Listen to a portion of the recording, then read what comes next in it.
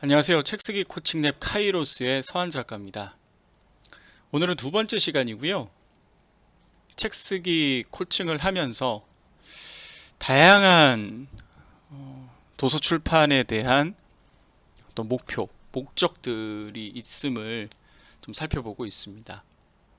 시작하기에 앞서서 저희 책쓰기 코칭 랩 카이로스에서는요.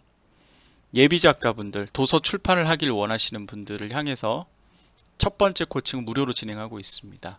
그래서 첫 번째 무료 코칭 후에 코칭 지속 여부를 결정하시면 되니까요. 편안하게 문을 두드리셨으면 좋겠습니다. 톨스토이 소설의 안나 카레니나에 이런 얘기가 있습니다. 잘 되는 가정은 몇 가지 이유가 있는데 잘 안 되는 가정은 이유가 수없이 많다라는 말이 있습니다. 필리핀 속담에 이런 말이 있습니다. 하려고 하면 방법이 보이고 하지 않으려고 하면 변명이 보인다라는 말이 있고요. 링컨은 이렇게 말합니다. 중요한 것은 앞으로 인생이 얼마 남았는지가 아니라 남은 인생을 어떻게 사느냐 하는 것이다 라는 것이죠. 오늘 이 이야기부터 포문을 여는 이유가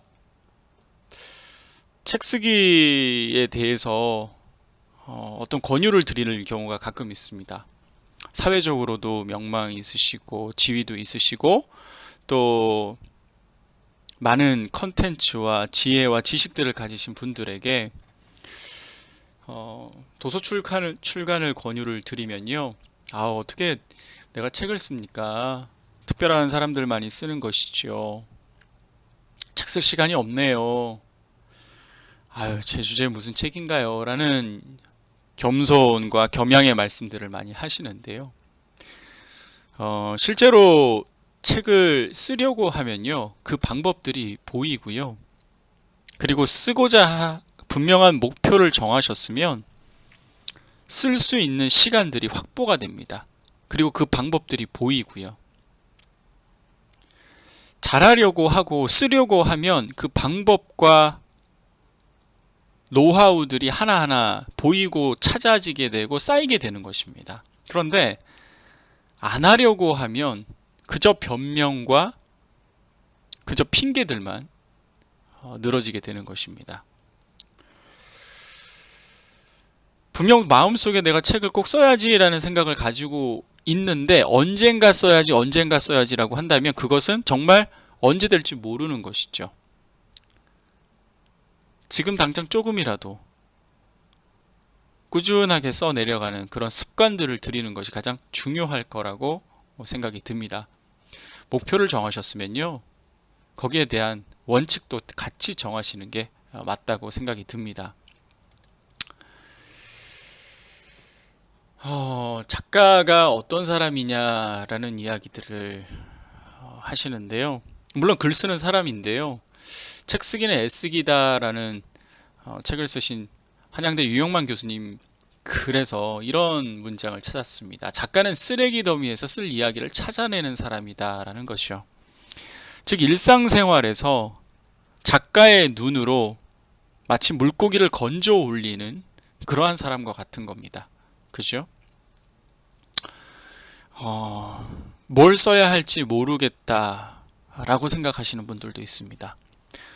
책은 너무 내고 싶고 글 쓰는 것도 너무 좋은데 뭘 써야 할지를 잘 모르겠다고 하시는 분들이라면 그냥 허투루 흘려보내는 일상의 생각들을 조금 더 자세히 들여다보면요. 뭘 써야 할지가 보이기 시작하는 겁니다. 그렇죠? 그리고 꼭 내가 책을 써야 하겠다라는 그런 생각으로 접근하는 것이 아니라 소소한 일상들을 기록하고 거기에 생각을 더하고 또 다시 읽으면서 고치기를 더하면 하나의 정제된 짜임새 있는 글로 만들어지게 되는 것이죠. 너무 처음부터 거창한 목표로 책 쓰기를 향해 도전해 나가는 것보다는 일상의 소소한 기록들, 즉 기억하지 않는 이유는 기록되지 않았기 때문이라는 것입니다. 그죠? 그리고 책을 쓰려고 목표하셨다면 자신에게 주어진 여가 시간이나 또는 휴가 때 자기가 좋아하는 책을 읽으면서 몰두하고 몰입해보는 시간들을 한번 가져보십시오. 그 책에서 자신의 생각을 더해서 또 하나의 책이, 세상에 없던 책이 나올 수 있을 거라고 생각이 듭니다. 독서 불패라는 책이 김정신 작가 책 중에 이런 얘기가 있죠. 세종은 사가독서라는 일종의 독서 휴가 제도를 실시했다. 일정 기간 휴가를 주어서 독서에만 몰두하게 한 것이 바로 사가독서이다. 그렇죠? 여러분에게도 작가라는 꿈을 꾸었다면 이런 사가독서, 즉 휴가를 두어 오히려 오롯이 독서에만 몰두하게 하는 그런 시간들을 한번 가져보시면 어떨까 하는 생각이 듭니다. 책을 쓰면요, 그리고 책이 출간이 되면요, 여러분들은 그 분야에 그래도 준 전문가로 인정받는 거라고 생각이 듭니다. 야, 그분이 책을 냈어. 그 부분으로 사람들은 전문가로부터 어떠한 이야기를 듣고 싶어 합니다. 그러다 보니까 자연스럽게 대중 앞에서 자신의 컨텐츠로 이야기할 수 있는 기회들이 생길 수 있습니다. 그리고 그러한 기회들이 좀 더 넓은 곳에서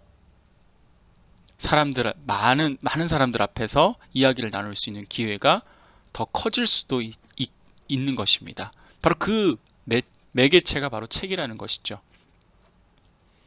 가끔 우리가 TV에서 보면 저분이 어떻게 못 보던 분인데 한데 들여다보면 책을 통해 유명세를 타고 그 유명세가 방송에까지 뻗치면서 자연스럽게 방송인으로서, 그 분야의 전문가로서, 컨설턴트로서 활동하고 있는 것을 보실 수가 있습니다.